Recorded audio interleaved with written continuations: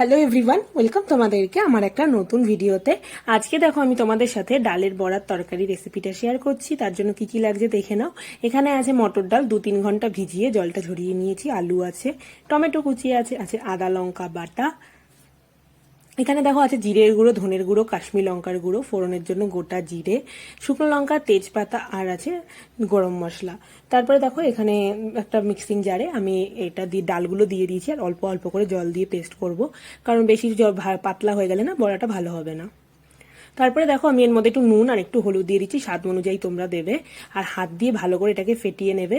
যত ভালো ফেটাবে বড়াটা তত ভালো হবে, নরম হবে। আর যদি না ফেটিয়ে ডাইরেক্ট তোমরা করে দাও তাহলে কিন্তু বড়াটা শক্ত হবে, একদমই ভালো হবে না খেতে। তারপরে দেখো এখানে কড়াইয়ে সাদা তেল দিয়ে দিচ্ছি, দিয়ে বড়াগুলোকে দিয়ে দিচ্ছি। বড়াগুলো একটু বড় বড় সাইজে আমি দিচ্ছি, তোমরা তোমাদের অনুযায়ী দেবে। আর তারপরে বড়াগুলোকে দিয়ে লো ফ্লেমে, মিডিয়াম টু লো ফ্লেমে বেশ কিছুক্ষণ এক পাশ হয়ে গেলে উল্টে দেব। আর বড়াগুলোকে একটু লাল লাল করে ভেজে নেব যাতে ভেতরে কাঁচা না থাকে।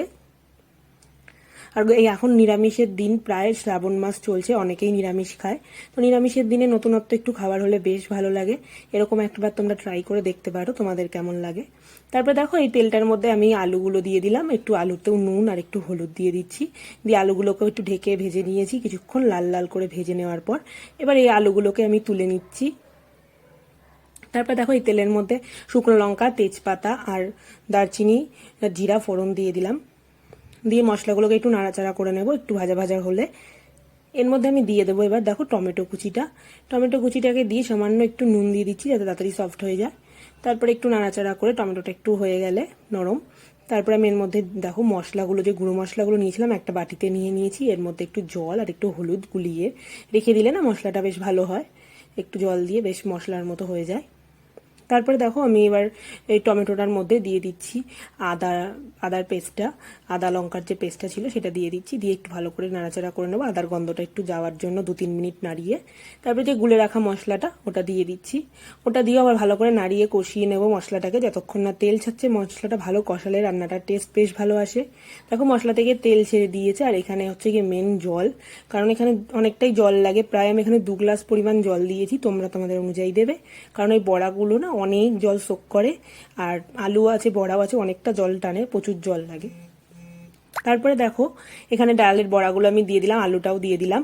এবার এটাকে ঢেকে 10 মিনিটের জন্য আমি মিডিয়াম ফ্লেমে একটু ফুটিয়ে নেব, যাতে বড়ার মধ্যে ঝোলটা চলে যাবে। তারপরে আমি লাস্টে দিয়ে দিচ্ছি এর মধ্যে গরম মশলা দিয়ে আবার একটু নাড়াচাড়া করে নিচ্ছি। আবার 2 মিনিট একটু ফুটিয়ে নিলেই রেডি আমাদের ডালের বড়া। দেখো এখানে দেখে মনে হচ্ছে অনেক জল আছে, ঝোল আছে, কিন্তু এতটা ঝোল দেখবে একটু পরে সব শুকিয়ে গেছে যখন একটু ঠান্ডা হবে। দেখো আমি একটা বাটিতে পরিবেশন করে নিয়েছি। তোমাদের কেমন লাগলো আজকের রেসিপিটা তোমরা অবশ্যই আমায় কমেন্ট করে জানিও। ভালো লাগলে একটা লাইক করে দিও। টাটা, বাই, দেখা হচ্ছে নেক্সট ভিডিওতে।